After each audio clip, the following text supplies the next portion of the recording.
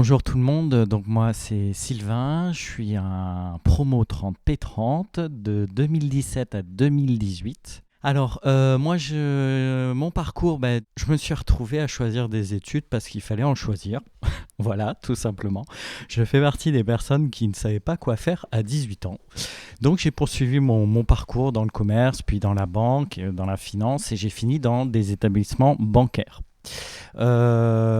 J'étais très attiré par la relation humaine, ce qui est un peu en opposition parfois avec certains établissements bancaires. Moi, j'étais très en lien avec, là où j'ai grandi, d'où je viens, donc plutôt la campagne, mes grands-parents maraîchers, etc. Parce que j'ai eu la chance d'être élevé aussi par eux. Donc, je me suis reconnecté assez facilement à la nature et j'étais en recherche de formation. Moi, j'ai eu le droit de demander un congé formation, un congé sans solde formation, et j'ai eu un financement FONGECIF. Et du coup, j'ai pu faire la formation comme ça. J'ai rencontré une merveilleuse promotion. C'est clair que c'est une sacrée aventure. Franchement, c'est un an d'aventure et rien que les 6 premiers mois, ça bouleverse un petit peu la tête, on apprend plein de choses, mais ce qu'on n'a pas dit, c'est qu'on a envie aussi de tout faire. Donc on va choisir tel métier cette semaine, ensuite on passe à un autre module, on veut faire un autre métier, etc. etc. Donc ça vous donne la richesse et puis effectivement l'importance de ce qu'on apprend. Ensuite est venue la période de chantier, ça c'était une période très intéressante. Moi j'ai pu faire mon chantier à la maison d'arrêt de l'Elzo. J'ai fait un diagnostic énergétique, donc c'était assez précis, un petit peu plus le côté ingénieur, quoi. Mais il y avait une approche extrêmement sociale avec les surveillants et les détenus. Voilà, dans le diagnostic. Donc j'ai eu cette chance-là et après j'ai basculé sur un stage de 6 mois dans un établissement scolaire à Strasbourg, l'école Sainte-Anne en fait, qui est de la maternelle jusqu'au lycée. Et puis j'étais assez en autonomie parce qu'en fait je devais m'occuper du volet développement durable. C'était plutôt moi qui devais effectivement mettre tout le monde en mouvement. Donc je me suis retrouvé un peu dans l'exercice d'un métier avant d'avoir le temps de l'apprendre. Et mes forces, elles étaient assez énormes. Déjà, il y avait quelqu'un qui me suivait chez EcoConseil à l'époque, c'était Pascal, qui était super. Et surtout, il y avait le réseau des éco-conseillers. Donc en fait, j'ai appris beaucoup grâce à ce réseau que j'ai énormément sollicité. Voilà. Donc j'ai appris à découvrir des acteurs aussi bien dans le monde des entreprises que des collectivités, que des associations.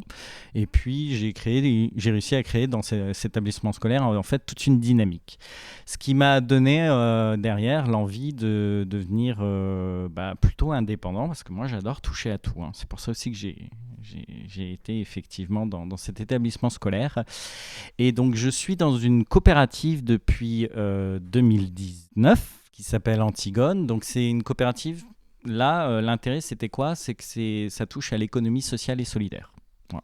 Donc, en fait, on est associé aussi dans cette coopérative. On participe au processus décisionnel et puis on travaille tous ensemble. On fait des partenariats assez facilement sur différents sujets. Et l'avantage, c'est que on a des actions dans le territoire. Du coup, l'autre volet, le volet de mes actions, eh bien, moi, je travaille du coup sur tout ce qui est prévention, gestion et traitement des déchets.